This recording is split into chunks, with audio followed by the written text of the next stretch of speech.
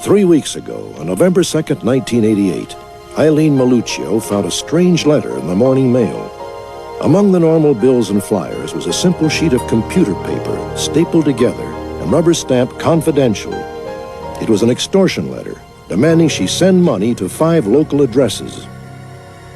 They asked me for $300,000 in denominations of 10s and 20s to send to these 5 people, because one of these 5 people have a contract on my life. And if I didn't cooperate, they would kill me or members of my family. Okay, no problem. Nearby, fence contractor Larry Purcell called the police after he received a similar letter also printed by computer. This time, the extortionist demanded $200,000. I've started looking over my shoulder constantly. No matter what happens during the day, you still have this on your mind. And the precautions that I take are, phenomenal. Eileen and Larry live in Lancaster, California, a desert community of 75,000 people. They are only 2 of 263 prominent members of the community who received similar extortion letters. Each letter contained instructions for bundles of cash to be sent to other local individuals and threatened to poison and murder anyone who did not comply. For the last 3 weeks, many people in the city of Lancaster have been understandably gripped by fear. Not only did the 263 letters contain death threats, but many of them contain highly personal information about the recipients' private lives, their work, their friends, and their families. And each one contained this warning: the police cannot protect you every minute of the day, month, and year. If you decide not to pay, we'll blow your brains out. Eileen Maluccio was startled by the detailed information about her husband that was contained in the letter. It was very disturbing. He died suddenly of a heart attack. They indicated in the letter some doubt as to whether he did have a heart attack or perhaps he was poisoned. And that was very upsetting to me. The letter Eileen received threatened to put toxic chemicals in her toothpaste, sprinkle mustard gas in her house, and kill her children. The extortionist also claimed that he was part of a local organization of 2,000 people. We're not sure if it's a person that really has a very twisted sense of humor that is trying to just scare a whole community, or if it's someone that really is in this for financial gain. 6 detectives and dozens of volunteers worked full-time on the case. To try and understand the complicated structure of the blackmail, the Sheriff's Department constructed a flow chart, substituting code letters for the people the extortionist instructed should receive the money. For example, the extortionist demanded that one person should send money to 5 different people. Then, those 5 individuals should send their money to other people, almost like a chain letter. Eventually, some of the money was sent back to the first person on the list. It was a constant and complex loop of money changing hands. What we're trying to do is find out if maybe the suspect could be one of these people who's receiving money. What we have to find out is if he's receiving money, is he mailing it off? Is he keeping it? This is what we're trying to find out.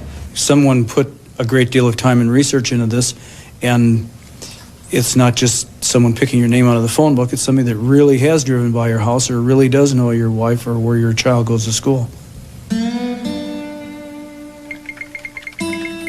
In all of the letters, the extortionist used language that was violent and vulgar, and the grammar and spelling were inaccurate. The mailings were unsophisticated. The computer sheets were not inserted in an envelope. They were simply stapled together and mailed with a 25-cent stamp. The letters were all postmarked Mojave, a town 25 miles from Lancaster, with a date November 1st, 1988. They may have been mailed on Halloween night, suggesting the scheme was a hoax, but the authorities and the recipients are taking the letters seriously. There's a lot of anger out there among the people, and I'm sure they will be very anxious to see them prosecuted to the full extent of the law. It's just hard to imagine who could put together a letter like that, even if it's, and the thing is the more and more you dwell on it, the more and more you think it could be somebody you know. The community of Lancaster is offering a reward of $17,000 for information leading to the conviction of the extortionist. If you have any information, please contact the Antelope Valley Sheriff's Department in Lancaster or call our toll-free 800 number, 1-800-876-5353. Something that really has driven by our... Last month, we examined a bizarre story of extortion by mail in the small desert community of Lancaster, California. 263 residents received computer-generated letters in which they were told to send money or they would die. In each case, the letters used language that was violent and vulgar. Many of the letters contained highly personal information about the recipients. Someone put a great deal of time and research into this, and it's not just someone picking your name out of the phone book. It's somebody that really has driven by your house or really does know your wife or where your child goes to school. In each letter, the extortionist included the same warning. The police cannot protect you every minute of the day, month, and year, and threatened to murder anyone who did not comply with their demands. Update, Las Vegas, Nevada. The day after our broadcast, Los Angeles County Sheriff's deputies and Las Vegas police arrested two men who they believe are responsible for the Lancaster letter extortion scheme. 27-year-old Roman McCouche and 26-year-old Richard Ferroni, who lived in Lancaster until a week before the letters were mailed.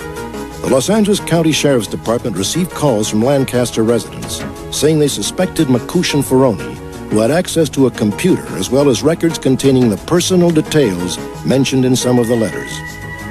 LA County sheriffs traced the two men to Las Vegas, and they were arrested at their apartment on Thanksgiving Day. An extradition hearing was held on December 1st, 1988. McCouche and Ferroni waived extradition and were returned to Lancaster to face 21 felony counts, including conspiracy to commit extortion. If convicted on all counts, McCouche and Ferroni could each receive a maximum of 8 years in prison.